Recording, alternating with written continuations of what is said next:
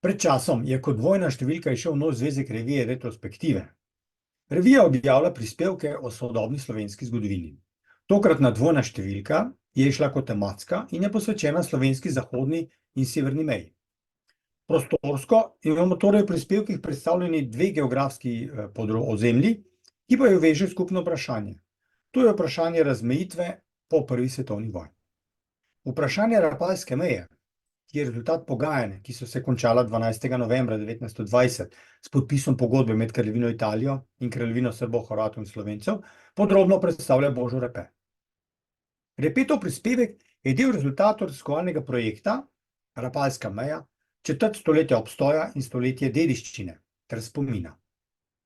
Ta projekt izvaja skupina raziskovalcev oddelka za zgodovino Filozofske fakultete Univerze v Ljubljani. Repe se je v svojem prispevku osredotočil na položaj Slovencev ob koncu prve svetovne vojne in vprašanje meja. Repeta je zanimal odnos velikih sil do majhne nacionalne skupnosti, ki živi na ozemlju, kjer se etnične skupnosti menjajo vsakih nekaj 10 kilometrov. Odnos do skupnosti, ki je politično in ekonomsko šibka. Rezultat vseh teh dejstev in okoliščin pa je bila razdelitev slovenskega etničnega ozemlja med 4 države. Sledi prispevek Bojana Balkovca, ki je tudi sodelavec omenjenega raziskovalnega projekta. V svojem prispevku se je lotil zanimivega pristopa iskanja bibliografskih zapisov o Rapalski meji. Za avtorja je bila besedna zveza Rapalska meja iztočnica za iskanje v bibliografijah in v Kobisu. Najdeni so bili različni naslovi, kjer je v naslovu ali pa med ključnimi besedami uporabljena omenjena besedna zveza. Članek med drugim pokaže, kako pomembni elementi zapisov Kobis so ključne besede. Božidar Flajšman je svoj prispevek tudi pripravil kot sodelavec omenjenega raziskovalnega projekta. Njegov prispevek je razdeljen na več podpoglavij. V dveh predstavlja usoda dveh družin, na katerih življenje je vplival fašizem. Prvi je primer družine Pegan, ki je med leti 1904 in 1920 živela v Narodnem domu v Trstu. Po požigu stavbe 13. julija 1920 je bil družini odvzet dom in kmalu se je preselilo v kraljevino SHS. Druga je zgodba družine Bolčina iz Otlice. To pa prikazuje odnos fašizma do Slovencev v 30. letih in med drugo svetovno vojno. V drugem delu članka je Flajšman besedilo obogatil z večjim številom razglednic posvečenih Rapalski meji in pa krajem na Primorskem. Gradivo je iz bogatega avtorjevega arhiva. Četrti in peti prispevek sta posvečena problemu meje na severu. Prvi prispevek je delo sodelavke Koroškega pokrajinskega muzeja Leje Knez. Vprašanje severne slovenske meje povezuje s koroškim plebiscitom.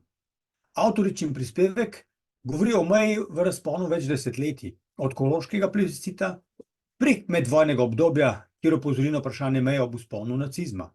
In nadaljuje seveda s časom druge svetovne vojne, zaključi pa s povojnim časom, ko se je vzpostavila meja, kot je še danes. Aleksander Duh je v svojem prispevku predstavil obrambno črto. V tem prispevku predstavlja severni del tako imenovane Rupnikove linije.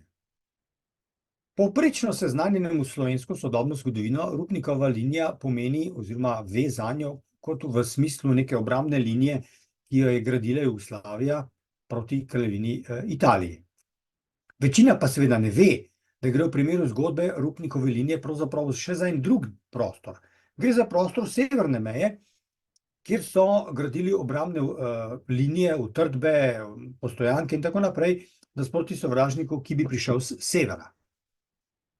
Tudi tu so namreč bile te stvari zgrajene, vsaj v določeni meri, o funkcionalnosti pa govorimo malo težje, kar med drugim tudi predstavi Aleksander Duh, ki, kot rečeno, govori o teh utrdbah od Koroške pa vse mimo Maribora v Podravje.